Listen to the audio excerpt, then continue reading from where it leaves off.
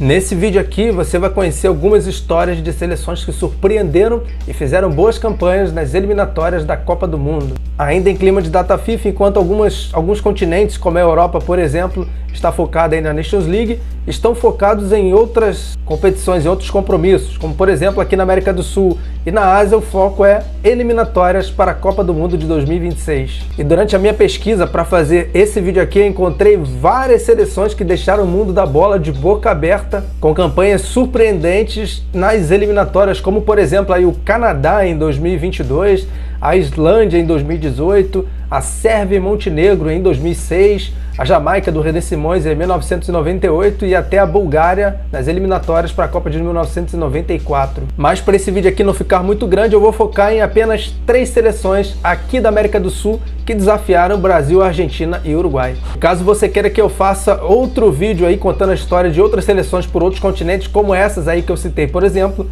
é só escrever aqui embaixo nos comentários que eu vou te dar esse presente. Então, sem perder muito tempo, vem pra cá, porque na América do Sul, como eu disse, eu separei 3 histórias de seleções surpreendentes. 2 delas eu já tenho vídeo aqui no canal. Uma delas é a Bolívia, lá na Copa de 1994.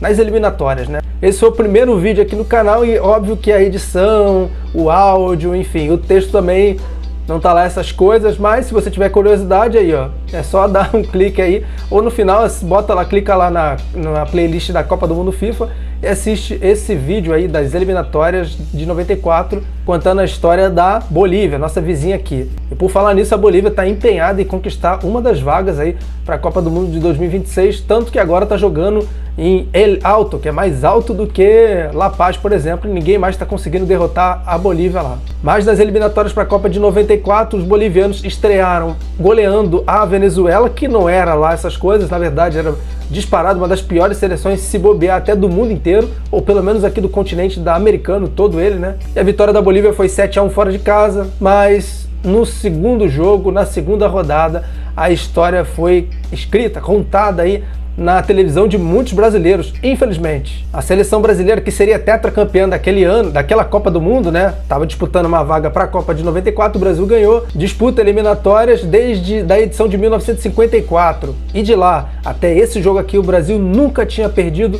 um joguinho sequer de eliminatória, tanto em casa quanto fora. Mas a Bolívia foi responsável por essa primeira derrota na história da seleção brasileira em eliminatórias para a Copa do Mundo, porque o jogo lá em La Paz terminou 2-0 para os bolivianos, que eram comandados aí pelo El Diablo, ou Echeverri. Para você que não conheceu esse cara aí, ó, te aconselho a acessar o YouTube e escrever aí Bolívia, El Diablo ou Echeverri. É um pouco difícil escrever esse nome, mas o cara era um cracaço de bola, um canhoto surreal, o cara jogava muita bola, né? E ele inclusive fez um dos gols da vitória da Bolívia por 2-0 aí, e teve até pênalti que o Tafarel defendeu, hein, para vocês verem que a Bolívia não era fácil derrotar lá em cima.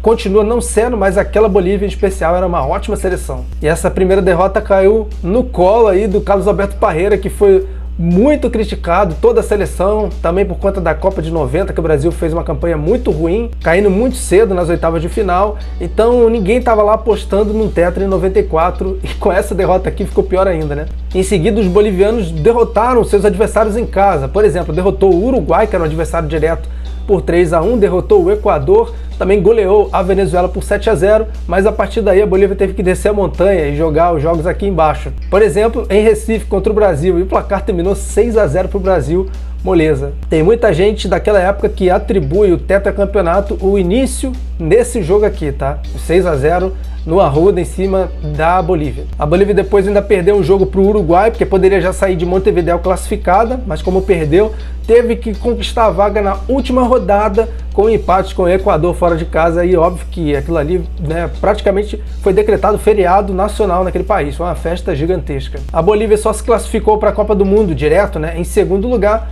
com 11 pontos, porque na última rodada o Brasil derrotou o Uruguai. A Bolívia aí tropeçou, digamos, né, mas foi um tropeço aceitável contra o Equador fora de casa, que valeu a vaga para a Copa do Mundo. O Brasil passou com 12 pontos, mas a campanha da Bolívia foi surreal, ficando à frente do Uruguai, também do Equador, e da Venezuela era normal, né? Esse aqui foi o grupo 2, que além da Bolívia e do Brasil, tinha também Uruguai, Equador e Venezuela. Mas no grupo 1, uma outra seleção vai entrar aqui nessa história. O grupo 1 deveria ter 5 seleções, só que os chilenos aprontaram uma peça de teatro sinistra aqui no Maracanã na partida contra o Brasil nas eliminatórias para a Copa de 90. Qualquer dia eu conto essa história aqui. Como punição, a FIFA baniu o Chile das eliminatórias para a Copa de 90 e também de 94. Então esse grupo 1 aqui contava com 4 seleções. A Argentina, que era a principal e vinha de 2 finais de Copa do Mundo, foi campeã em 86 e vice em 90. O Paraguai, o Peru e a Colômbia, que entra nessa lista aqui. Além disso, a Argentina tinha conquistado a Copa América, as 2 últimas Copa Américas, 91 e 93, né? Ou seja, os argentinos eram amplos favoritos aí para conquistar uma vaga direta. Tanto que venceram as 2 primeiras rodadas e os colombianos tropeçaram ali com o Paraguai e chegaram a vencer o Peru fora de casa.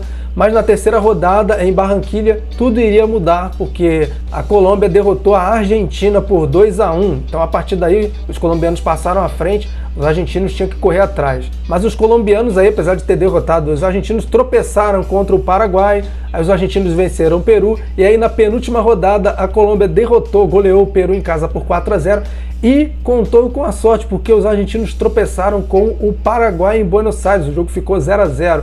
Por isso a classificação direta, né, a primeira posição desse grupo, e a decisão para quem iria para a Copa direto, para quem iria para a repescagem intercontinental, o que era terrível para a Argentina, seria decidida em Buenos Aires no dia 5 de setembro de 1993. Os argentinos eram amplos favoritos para conquistar a vaga direta, mas como tropeçaram contra o Paraguai, muita gente ficou ali meio desconfiada dos argentinos, que ainda assim eram grandes favoritos para pegar essa Colômbia, que tinha ótimos jogadores como Valderrama, Asprilla, Rincón, e vencer para o placar de repente modesto por 2-0. Mas não foi nada disso que aconteceu. A Colômbia deu um show, deu um banho de futebol, deu uma aula de futebol nos argentinos e saiu do estádio Monumental de Núñez com um placar de 5-0 favorável e mandaram os argentinos para a repescagem intercontinental. Esse é considerado um dos maiores jogos em toda a história das eliminatórias de todos os continentes, tá? Argentina 0, Colômbia 5. Essa pancada foi tão forte que os argentinos tiveram aí que disputar a repescagem contra a Austrália e apelaram para a volta de um ídolo que estava fora da seleção, descartado,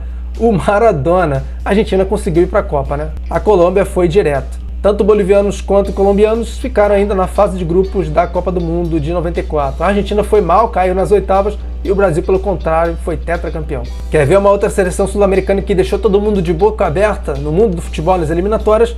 O Equador, que inclusive eu fiz um vídeo aí recentemente, não tem tanto tempo assim, então se você estiver interessado em assistir, depois você volta aqui, clica nesse link aqui, ou vai na playlist lá da Copa do Mundo FIFA e procura pela seleção do Equador 2002. O Equador, naquela altura, assim como a Venezuela, nunca tinha participado de Copa do Mundo nenhuma. Eram as únicas seleções que nunca tinham jogado um Mundial representando a América do Sul. Com o sistema novo de eliminatórias, agora com jogos todos contra todos, turno e retorno, eram mais jogos, 18 jogos, 9 em casa, 9 fora.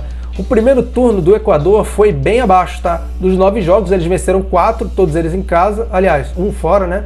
Aí sofreram 4 derrotas e um empate, inclusive um empate em casa. Ou seja, estava ali no que a gente espera do Equador, né?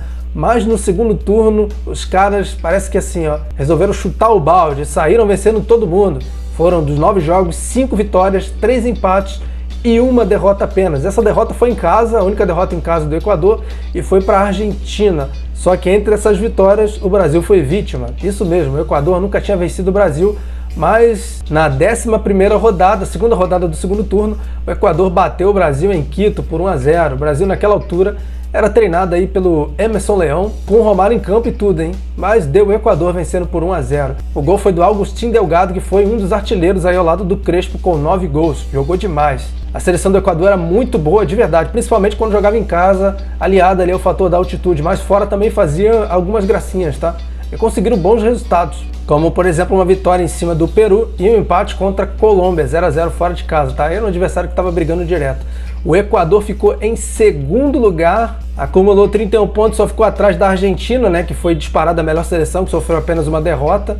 Ao todo o Equador sofreu só 5 derrotas desses 18 jogos aí. Venceu 9, empatou 4, jamais tinha chegado perto de uma Copa do Mundo, mas essa aqui ficou em segundo lugar, à frente do Brasil, que ficou em terceiro, à frente do Paraguai, que ficou em quarto, e à frente do Uruguai, que ficou em quinto e foi para a repescagem. Além de ter ficado à frente de outras seleções, como a Colômbia, por exemplo, né? Foi uma campanha surreal e essa seleção do Equador era muito boa, tá? Gostou desse vídeo aqui? Então te peço, deixa aquele like esperto aí também, que esse like me ajuda muito. E se você não conhece o meu canal, já se inscreva, ativa esse sino das notificações, assim tu não vai perder nenhum conteúdo que eu posto aqui, tá? E interage comigo aí nos comentários também. Quer que eu faça vídeo sobre seleções de outros continentes? Fiz uma lista gigantesca aqui, tá? Escreva aqui embaixo nos comentários. Então eu vou ficando por aqui. Obrigado por assistir esse vídeo, valeu e até a próxima.